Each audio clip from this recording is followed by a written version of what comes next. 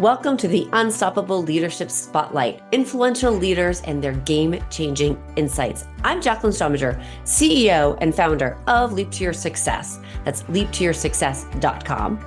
We help entrepreneurs, leaders, and CEOs grow their business, become unstoppable high achievers in their careers and life, gaining that 1% edge.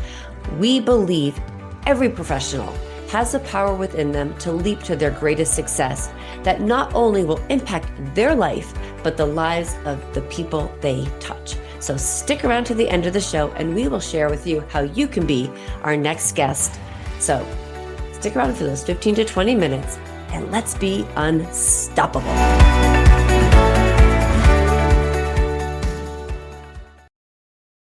Hello, everybody, and welcome to another episode of Unstoppable Leadership Spotlight Podcast. I am your host, Jacqueline Strominger, and my goal is to help and give every single leader insights and game-changing knowledge that will help them become better leaders today and tomorrow. So today we have an amazing guest, Derek Fredrickson. And let me just give you a little bit about Derek. So Derek has over 16 years of experience as the chief operating officer at Boldheart and other 6- and 7-figure businesses. He has witnessed firsthand how transformative a robust operational strategy can be for entrepreneurs who are ready to scale but feel overwhelmed. As we all know, running a business often means getting bogged down with day-to-day tasks and becoming a bottleneck and losing sight of that vision that sparked the company in the first place. And that's where Derek comes in. And so what you are going to get, listeners, today, listening to Derek and game-changing insights about the key thing is how to do less better. I love that line. So Derek, welcome to the Unstoppable Leadership Spotlight Podcast. So glad to have you here. Thank you, Jacqueline. I'm happy to be here and looking forward and excited for our conversation today. Yeah, so am I. So, okay, I was so excited. First of all, listeners, I'm really excited because Derek's actually in Paris, France, and I get to go there. So I'm hoping that we actually are going to actually maybe meet in person. So I always love that. There you go. Who would have thought? I mean, Paris, a lot of people love to come to Paris. It's a beautiful city. So yeah, I hope we can make that connection in person. That would be fantastic. Yeah. So tell me, Derek, I was looking at what you have done and your experience, and even, right before we were talking about some of the key things, again, that do less, to do better. And, we were talking about letting go. So walk me through how you came to this almost like aha moment of that do less better. Yeah. Well, thank you. I'll share just a little bit of a story. So I started out working with my wife in her coaching business back in 2008. And I didn't even know anything about the business. I didn't know that much about the marketing, the online world, entrepreneurial coaching, that sort of a thing. But what I realized is that I could add value into the business in different ways, in terms of structure, in terms of organization, helping with team, developing a more systematic way of what we were doing. And what I realized is that when you can build this foundation of a business and having a really solid structure of accountability, the right people in the right seats, a team that you can rely on to do really, really good work, but focus not just on what we're doing, but also on how we're doing it so we can build it to scale, so we can leverage it, so we can expand and grow. That was a game changer for me. And I realized that once we started to get real momentum and traction, what happened is that my wife, who's the kind of visionary entrepreneur of the company, it freed her up to focus on the bigger vision. And as entrepreneurs, as visionary leaders, as CEOs, founders, our goal is to focus on the bigger vision because that's the essence of being the visionary. They have the idea, they see the future, they see the big picture. And oftentimes they get stuck because then at times they have to come back and be like, okay, let's implement it. Let's make it happen, right? Let's put the project into place. And oftentimes they get stuck into the day-to-day of the weeds of the implementation and managing the team and managing the task. And they get kind of pulled into that, which pulls them out of having the eye to the vision and the bigger picture. And so this idea of letting go and doing less better, it's not about being lazy, right? It's doing less of the stuff that doesn't actually move the needle and focusing more on the bigger picture. And so when you can rely on a team and a structure and a process in place so that they know what we're doing and how we're doing it and when we're doing it by and why we're doing it, it gives the founder, the leader, a lot of confidence and faith that they can go out and come up with the big idea and focus on the bigger picture because they have the structure, they have the system, they have the team in place to make it happen. I often say that visionary leaders, our job is to make it up. We have the idea. I'm going to make it up. This is going to be fantastic. It's a passion. It's a mission. I want to make an impact. Great. You make it up. People like me that are wired as COOs, we make it real. We're like, I'm going to make it happen for you because I can see from A to Z all the things that need to happen. And then with the team and the process, we make it recur. So it runs like a well-oiled machine. We don't have to reinvent the wheel. We can scale, we can build, we can expand at a higher pace rather than the founder and the leader having to be involved in doing everything all the time. So they get their time back, they get their freedom back, they get their confidence back, but also like energetically, they feel more excited. They feel more motivated because they're tapping into the essence of what got them started in their business in the first place, but with the trust, knowing that things are working without them having to be involved. So that's the do less better, or in some cases I say less doing, more thinking.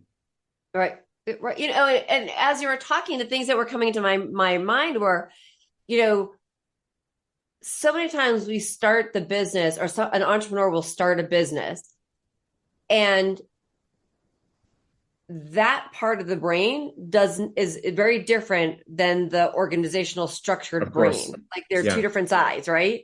And so it's almost like you're bringing in the left brain to the right brain. That's exactly what it is. That's exactly what it is. There are assessments that people can take that affirm exactly what you're saying, that entrepreneurs are wired in a certain way. They have strengths in a certain way. Their zone of genius is aligned in a different way from people that are operating in a more systematic, in a more organized way. And you need a combination of both. It's a little bit because in the beginning, most entrepreneurs, they have to do everything, right? Because we're bootstrapping stuff. I'm doing the marketing, I'm doing the sales, I'm doing the operations. I might even be doing the bookkeeping. I'm building my website, right? But then they quickly realize I'm not actually really good at bookkeeping. I'm not really good at actually building out a website. And it's maybe costing you money because there could be somebody that could do it better. And it frees you up. I would be like, I actually just hate that stuff anyway. Exactly. So. Yeah. But they oftentimes, in my experience, what happens is that there's a bit of guilt. There's a bit of like, but I should know how to do these things. It's my business. I should know how to build a WordPress website. I should know how to manage my email. I should know how to do my bookkeeping. Not necessarily so. So they hit that ceiling, which is like, okay, so I know I can't do anything anymore. I need to hire, I need to get a team, I need to leverage their brilliance, which is different than my brilliance, and their skill set and strengths, which are different than mine.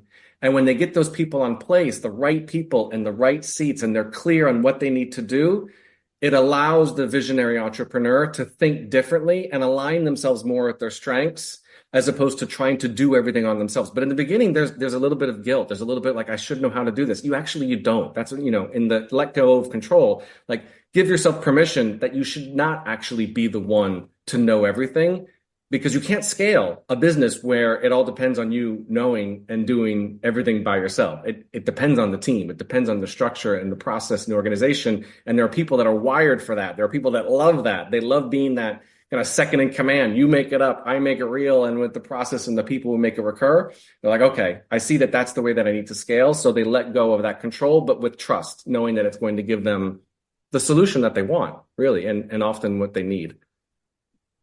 So there's a couple of questions that come to mind. And so the first one is, and I hope this kind of comes out more also as a tip, is how does a entrepreneur know, or what's the sign that it's time to bring in the CEO, or like, what is that point that's at where, is it a financial part? Because sometimes I think that you can't actually hit the numbers that you want to get because you're so bogged down in the task. So what's that? What is that timeline? It's Like, the when do you know? Like, yeah, it's like the tipping point, right? right. Yeah, it happens in two ways: practical and energetic. Practical because they are noticing that their time is being spent on all of these activities that they know intellectually that they shouldn't be doing, right? Mhm. And so they're having to spend, oh, I've had such a busy day. I had to manage my email. I had to do this in the marketing, and I didn't have a chance to actually do development of the business, or I haven't had a chance to think about the big idea that I want to implement. And so they see like the time just kind of floating away. And so they're coming to the realization that like, I need more of my time back. That's actually the biggest commodity that most entrepreneurs need to really get in control of is their time. But energetically, what's happening is they feel resentful. They feel resentful that they've built this business that they have, in some cases, created a job where it's like, I'm just doing stuff. I'm just, I'm doing this, I'm doing the marketing, I'm doing the customer service, I'm doing the operations. And they feel energetically that it's draining, right? It's not the thing that they're jumping out of bed to do again tomorrow morning. They're kind of like, I'm not excited about my business anymore. It feels like work. It feels like struggle. It feels like effort. So there's that energy. And what ends up happening is like energy is everything.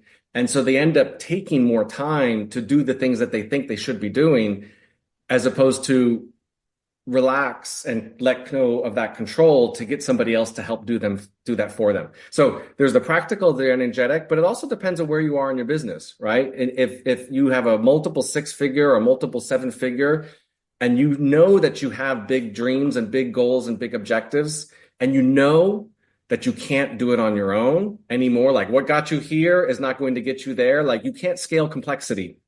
And if you've No. built a business that feels complex, that feels like there's a lot of putting out fires and like whack-a-mole and like going to the next day, you can't scale that. So bringing someone in that can provide that structure, that can provide, and it's not about giving up control of your business. It's, sometimes I say we help run your business for you. It's not like we're coming in like, I'm taking control of your entire business. No, we are giving you control back to your business for you to do the things that you are meant to be doing, because that's the thing that's actually going to scale. It's not getting into the day-to-day and managing the team and did you check this and what about that? And it drains their energy because they're not usually wired like that. They're wired for the bigger vision. So it's energetic and practical at the same time, but we all struggle with it. We all, there's no such thing as entrepreneurship nirvana, right? There's always like the next level we have to Right. overcome. No, and it's very true. It is. It's when I look at it and I look at some of the people that I talk to and the people that I coach, there's this fine line of knowing knowing that you cannot do anything all on your own. Yeah. And it's like, and I always have to remind people, even think about great athletes. Like great athletes have coaches. They're not getting there on their own. Yes, Right. it's their bodies that getting there, physically doing the stuff. Yeah. But they don't do it on your own. We never do anything on our own, and so we have to embrace that part. So I love this. I love getting to think about doing your business and doing the things that you want to do in your business and doing less of the things that are not your superpower. Yeah, superpower, brilliance, zone of genius, gift. Right. Exactly. That's exactly. And it doesn't have to be, oh, do I have to bring in somebody to run my business for you? No, not necessarily. It could be hiring a VA. It could be hiring somebody to do your social media. It could be hiring somebody that can manage your calendar and your email. It's the classic, like, I'll pay you X, but I get 3X back because I get my time back. And that doesn't discount the value of what a VA or an OBM, like an online business manager or a COO provides, or even an accountant. We always have to invest in something in some way, but it's the investment in that gives you the time back. And the time back, you can go take a nap, right? You can go on vacation, you can, which we do, of course, but at the same time, you can reinvest that time into exponential growth activities that actually is going to really move the needle for the company. So it's, hire a VA for 20 bucks an hour for 5 hours a week to help get some stuff off your plate. You get that time back. You can reinvest that 5 hours a week. And I can guarantee you can should contribute to the bottom line a lot more than $20 an hour that you're spending out. But it's a mindset shift. Some people are like, but I need to make the money to spend the money. Yeah, to an extent, but making the money first to then spend the money isn't how you're going to scale, especially if you have a big vision and a big why that is like I'm waiting for you. Like, let's get here. Let's make it faster. We got to put the things in place that are going to make that accelerate that even more. Right. Sometimes you actually have to spend the money first to make the money second. Exactly. Right? And it's getting to that point. And, and I think that's a really good point. And I really want to stress that, to listeners, because whether you're talking about a team or you're talking about your business, there's an investment that you need to take in, and you have to invest, whether it's investing in your people. Yeah. You might not get the most out of your people until you actually invest in them to help them, to get the best out of them. And it's the same thing with, the financial part of it in your business. Right. So, So tell me a little bit about, because you work with your wife, which I have lots of questions about that in lots of different ways. Cause I'm like, is that okay? Like, how did how did that work? Yeah. Yeah. But what brought you to the point where you knew from your business experience that you were wired as the COO? Yeah. Great question. To be honest, in the beginning, I didn't. We made the decision to work together more for personal reasons. I started out on Wall Street. I was working in finance. I had a good salary. Great. Ticked the corporate box. But as I saw my wife and her business growing and succeeding, and the impact that she was making with her clients and the really great work that she was doing, it brought up for me, is this the right path that I want to be on? Business growing. Yes. And then I just decided, that my professional track on doing corporate was not meant for me. I really appreciated the fulfillment that she was getting in the work that she was doing. And so we had this crazy idea. What if I were to go part-time and work with her in her business? At the time, she had, I think, nine VAs, and she, was growing, it was scaling, it was wonderful. But there was I can help with the team. I can help make projects happen. That's what my background was. And then once we realized, like in the beginning, like you said, it was not as easy as we had thought. We never actually obviously worked together. There were things we didn't know about our how we're wired and our strengths. And obviously there's the husband and wife dynamic, which could be a bit tricky. We figured it out. I know it's not for everybody. I've mentioned this in the past, and some people are like, I could never work with my partner. I could never work with my husband or my spouse. Yeah, I get it. And we had a personal goal to be able to have that freedom and that flexibility using and leveraging the business in order to do that. And so when I stepped in, I realized how things work. It's it's the way that my brain is wired. It's I could figure things out. I'm like a problem solver. I'm fact finding. I'm getting through, like, what's the plan? What's the process? And when I realized that when you have a plan, you have a process, and you can make things happen on the back end, it allows the business to scale, and allows the visionary to be able to go and do more speaking, more networking, more relationships, more sales, more marketing that is aligned with them. And then what I realized is that, we've scaled the business. It's been at multiple seven figures for 18 years. And then people were like tapping me on the shoulder and saying, I need a Derek. I need somebody to do for my business what you've done for your wife's business. And I said, great. And I started to do that fractionally for a few clients here and there. But I realized then I couldn't scale that because it was all dependent upon me. So last year I launched the COO solution, and I've been cultivating a team and a framework of how we provide COO and OBM, online business manager services, to entrepreneurial clients that are multiple six figures to high multiple seven figures. And it's a bit interesting because now I've kind of stepped out from being the COO to now being more of the CEO. I actually just hired one of my COOs to be my COO for my business. So I'm kind of like walking the talk. It's like I'm kind of getting out there and doing it. But that made me realize that, especially for visionaries, especially for entrepreneurial leaders that know that they need and want the support. Oftentimes you can hire more people to do things, but at a certain level, you need somebody to really be that strategic, trusted partner, that confidant, like that second in command that can make things happen with you. And that's been a real game changer in the work that we do with our clients, and also for me to see that cascade in the work that we're doing. That's so here's how do you like being the CEO? It's interesting. I just did a team. I do a once a month. Our team is about 20 people now. And I do a once a month team get together where we connect and we talk about what's working, what's going well, here are the updates and everything else. And I said to them very transparently, I have to catch myself because I can get into the weeds very easily, right? I have the COO mindset. It's been what I've been doing for 18 years. And so I'm like, what's the process for this? And what's the structure for this? And like, we're building the plane as we fly it to put in the systems and everything else. And I'm also having to trust and let go and rely on my team. Okay, marketing team, take care of this.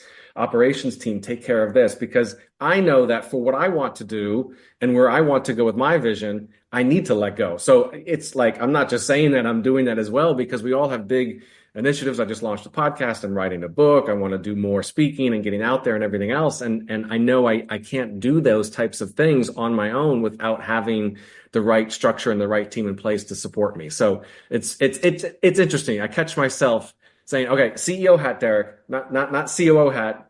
Stop getting into the weeds. Let the process in place. Let the team do their thing. But it's been exciting for sure.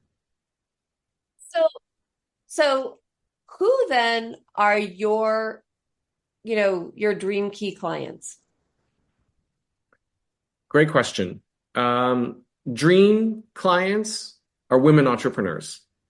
And it's interesting. I don't market to women specifically. I don't have a message that specifically speaks to women business owners or female entrepreneurs, but I can just say, having worked with my wife for 17 years, and Bold Heart, our company and our team are all women. All of my clients are women. All of my team are women. And I don't know what it is. I remember there was a while where I was cultivating my team and speaking to a lot of people that are really great COOs that are men. And I'm a man, and there's men listening, I get it. But what I've realized is that when working with women entrepreneurs, things are different in some respect. And there's an empathy of how we do what we do, which is very important, versus that's the deadline. Everything's black and white. It's very linear. We have to go in this direction. It doesn't always work like that. Things can deviate based on a number of different things, intuition, divine intervention, insights. And my experience in working with women clients is that that's very important. And we have to honor that. We have to respect that. And we have to cultivate in that work that we do. So there's that element. But also, coaches, consultants, online, I say like online transformers, like industry transformers, those that are really there to make an impact. And the byproduct is the financial, right? It's not all about the income. I know people say that all the time, but for me, it's a big motivator because I love to be able to see when we work with our clients that they get their time back, they get their freedom back, they get their mojo back, they get their excitement back, their confidence and everything else. And the byproduct is like, our P&L is up 50%. Look at that. Like that's a great output of us doing really good work in that way.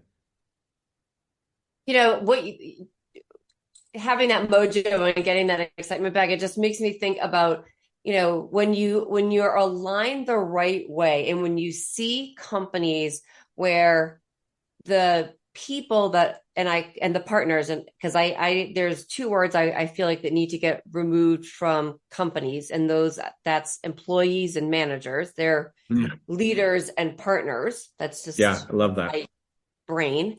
That when you have leaders who actually lead, and you've got partners who feel like they're a partner and they've caught the vision, and they've got that, there's that energy that's within the entire company and organization. Yeah. It's not, the bottom line does go up, and you haven't hired more people. You're doing, exactly.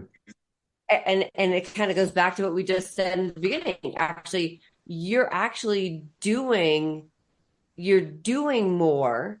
Yeah. Everybody gets to do more, and they're feeling really great. And the people who need to be thinking are thinking, and the people that need, the people that are are working, Yeah. and it all goes together. Yeah. It's like, I use the analogy of a bus, where the leader, the entrepreneur is driving the bus, right? They're the driver. They know where they're going, but in the bus, you've got your team, and there are yeah, different seats on the bus. And our job is to make sure we've got the right people in the right seats. Sometimes it's the right seat, but it's the wrong person, right? right, Sometimes it's the right person, but they're in the wrong seat. When you get yeah, right people in right seats that get on board of the bus, business, where it's going, the vision, the why, they feel excited, they feel empowered. And so what ends up happening is they elevate and expand what they're doing, which can then contribute to things being done more efficiently and more effective. Team members love to feel empowered. They love to be like, so just,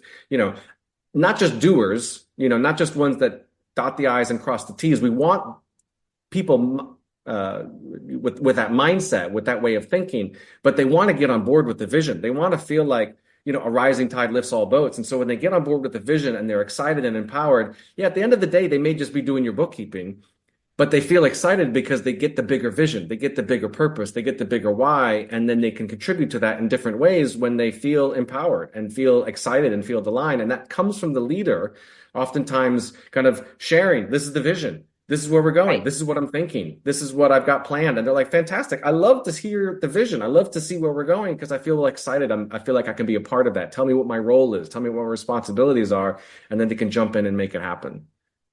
Yeah, and it's if you can help craft that from everybody, from the person who is cleaning Yeah. to all the way up, right? Yeah. Because they all feel like they're part of the team to help that, you know, they're part of the tide that's lifting the boat. Exactly. They're all part of it, and they Yeah. feel it and create Yeah. that. So, Yeah. so it's great. So working with women. So is there women entrepreneurs? Is there a business or an industry that you like in the entrepreneurial space more, or that you really align more with as well?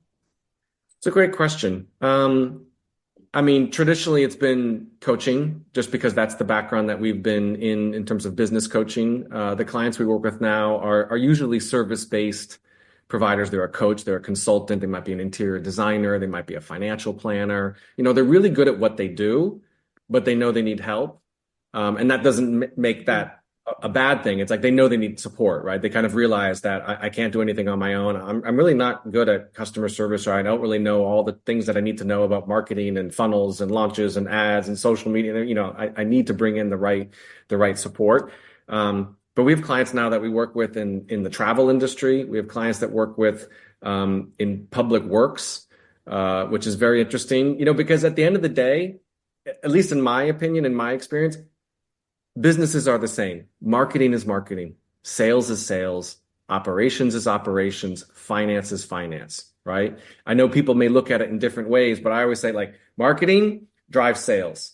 Sales drives operations, which is what you deliver, what you provide, what your service is. And then finance is the output of doing really good marketing, really good sales, and really good operations, and having the team align with that. So sometimes when we speak to a potential client, they'll say are you familiar with my industry, and is there somebody that knows my market? And I'll confidently say, and it's not out of ego, I'll be like, no, but it honestly doesn't really matter, because at the end of the day, what you need is an air traffic controller to take care of your business for you and make sure that marketing is doing what marketing should be doing, and sales is doing what sales should be doing, and operations and finance, etc. But I've been doing business coaching for 17 years and a lot of online marketing. So that's kind of where I'm a marketer first hat, if you will. So that's usually where we gravitate to.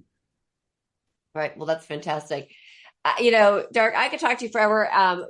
There's so much great stuff here. So tell us, what is I shared in the beginning, we talked about, the one big thing is, letting go of, of what you're doing, and doing less to do better. Is there one thing that you feel like that will help somebody do that? What's one insight or tip? That's a great question. I would say if they're listening to this, take a moment and reflect on where you are today and where you want to be in 12 months from now.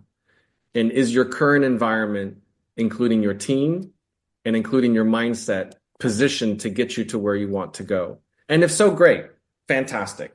And if there's a part of you that's thinking, I don't really know, I'm not really sure if I have those elements in place. Maybe I'm asking myself, should I be thinking about getting a COO or an OBM? Great question. But being able to ask yourself that question and be present to what the answer is. And the answer might be, I know I need help. I know I can't do it on my own. I know in the beginning I got everything done because it was just me, but what got me here, like I said, is not going to get you there. And if they are looking for a path to get them there, that's going to be aligned with who they really are and their strengths, with the trust of the team that can make that happen. That's where they're like, okay, let me reach out for support. Let me see what is the right direction to go. And it might be, again, like I said, starting with a VA, an OBM, getting some structure, some team in place that can help you get there. But you need to be present to yourself and asking the question and then being ready for the answer, and knowing that we all need help. We all need, different levels of resources and support to make that happen. Yeah. Right. And know that, and I would have to say, and know that it's okay to ask for help. Totally. Exactly. It's exactly that. Like you said, successful people look above, right? And they say, how did they do it? And I can guarantee you the path to that success wasn't, well, they did everything on their own, right? They relied on team. They relied on experts. They relied on coaches. They relied on mentors. They relied on programs. They relied on lots of different things, right? We're all students of, professional and personal development in one way or another, especially as an entrepreneur. It's like the fastest path through personal development is being an entrepreneur, because it brings up all your stuff, right? And everything that needs to be addressed, right? And so part of that is just becoming real to the fact that I know I may not be able to do it all on my own, and I'm going to ask for help, because that's going to get me to my goal. Right. Well, that's great. So Derek, how can people find you and connect with you? Sure. So yeah, they can go to, it's thecoosolution.com. Again, it's thecoosolution.com. And interestingly, on the website, I do offer a free quiz, which basically answers or asks the question that you were just saying before, which is now the right time to consider bringing on a fractional, right? Fractional. This is not full time. This is, very part-time, to give you the support, a fractional COO or OBM, right? Depending upon where you are in the size of your business, size of your team, et cetera. And it gives a pretty reflective assessment of where you are, where you want to be, and looking at what are the things that need to be in place with marketing, sales, operations, and finance. We get tactics based. Like, it gives you some really insightful awareness of the things that need to be in place. And you might say, great, I'm good. But others are like, wow, there's a lot of gaps in there. Like, I didn't know that my marketing could be this much better. So I need to figure out how I can get some COO or OBM level support. So that's a quiz. That's a free resource at the website. Yeah. Oh, well, that's fantastic. Okay, so listeners, I'm going to give you something to do. Go to thecoosolution.com and take the assessment, because I would bet you it's going to give you some insight. I'm going to go there too and take it myself, because I want to see, what it is all about, because I probably should have done that beforehand. But go to the COO Solution and take the assessment, and then obviously connect with Derek. He is a wealth of information. And listeners, if you have loved this and have gotten any nuggets from this, please do me two things. One is hit subscribe, and the other thing is share this episode and share the Unstoppable Leadership Spotlight with your friends and colleagues, and give us a great review. That's actually three things. So thank you so much for listening. I am Jacqueline Strominger, your host, and Derek, thank you so much for being an amazing guest. Oh, thank you, Jacqueline. I really enjoyed it. Thank you for having me. My pleasure.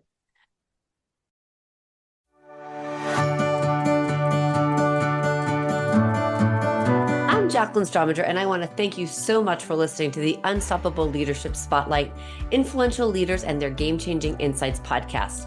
If you are a successful CEO, entrepreneur, or leader in your industry, and you have insights you would like to share, we want you to be a guest on this program. So please visit go.leaptoyoursuccess.com/podcast.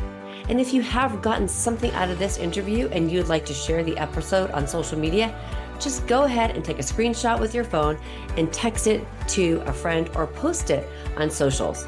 If you know somebody who would be a great guest, please tag them on social media and let them know about the show and include the hashtag Unstoppable Leadership Spotlight. I love seeing your posts and your guest suggestions. So we regularly are putting out new episodes and content. So please make sure you don't miss any episodes and go ahead and hit subscribe. Your thumbs up, ratings, and reviews go a long way to help promote the show, and they mean so much to me and my team.